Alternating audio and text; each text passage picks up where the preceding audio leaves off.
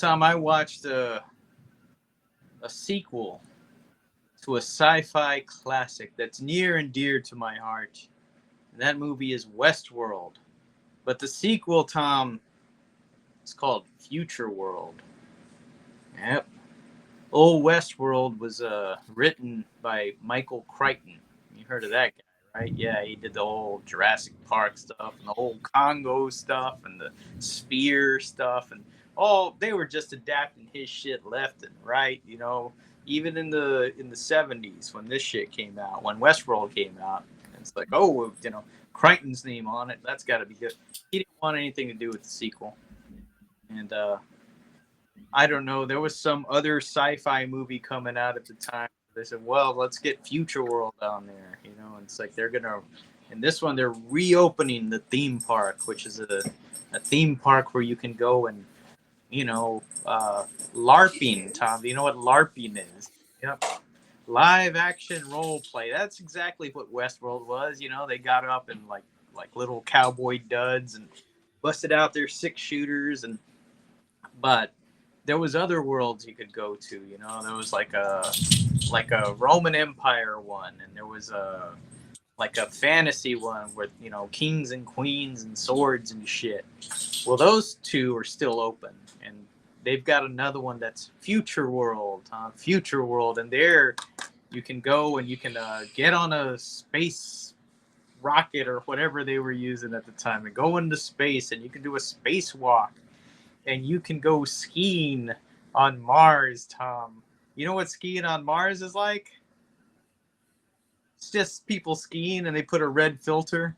It says, "Oh shit, it's Mars. It's red there," and there's some other section where it's like, if you're old, you go there and you turn young.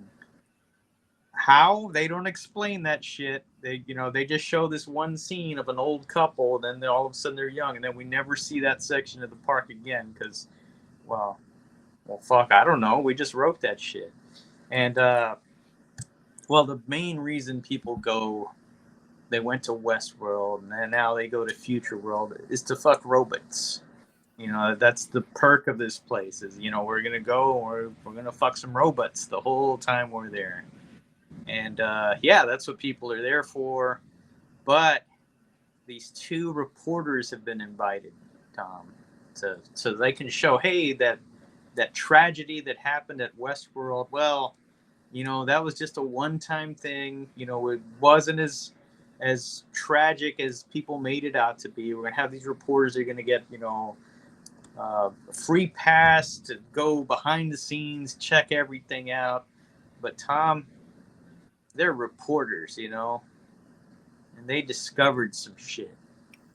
They discovered old Delos, the company that owns Future World. They're using the guests that the high profile guests. Like, you got some ambassador from an Asian country. I don't want to offend anybody to say which one. And you got some dude from Russia.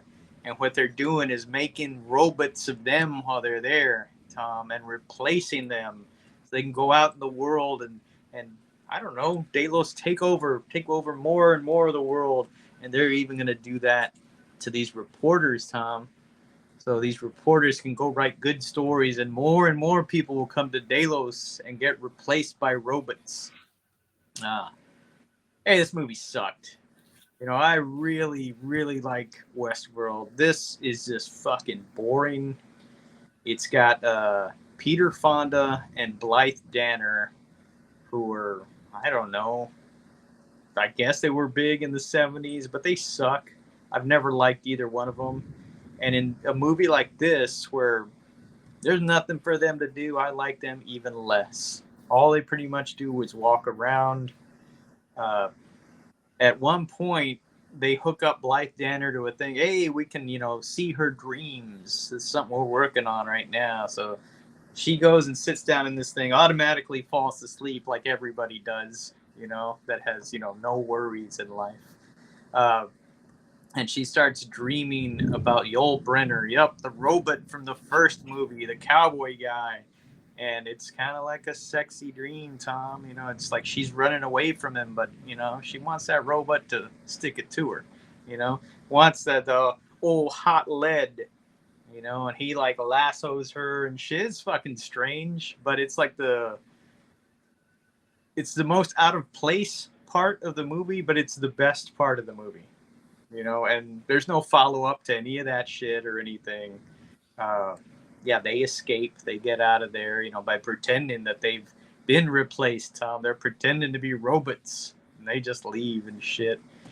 They meet some guy down in the bowels of the place, you know. He's doing all the waterworks shit, and he's just down there with a robot, and it comes off like he's having like a gay relationship with this robot without a face, you know. It's just, that's odd too, but again, could have been the most interesting part of the movie, but they didn't really follow up on a whole lot of that shit either. It sucks. It's very disappointing.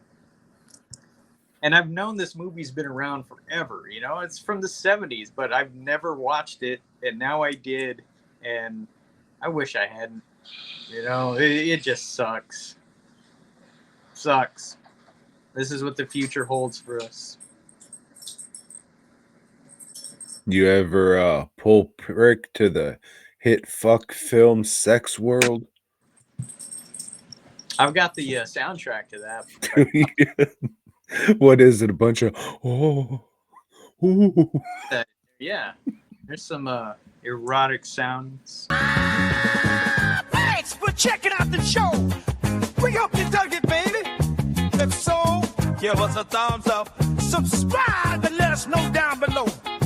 Support Tom and Joe by heading over to dwnproductions.net and fastcustomshirts.com. Until next time.